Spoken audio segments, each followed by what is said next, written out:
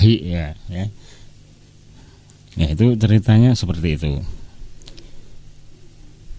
Jadi banyak sekali cerita-cerita mistik yang ada di sini itu, di Pundane Mbah Karsih ini.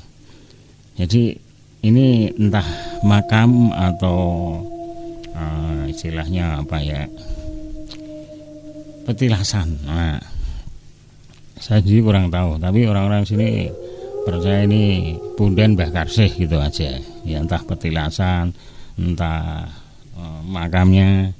Ya belum ada yang meneliti secara ilmiah ya. Saya iso kuburan ngerti. Harap duduk ya kan toh ya. Kita seperti itu ceritanya. Jadi ini ada bangunan-bangunan, ada pohon-pohonan dulu besar. Itu rubuh. Cabangnya rubuh mungkin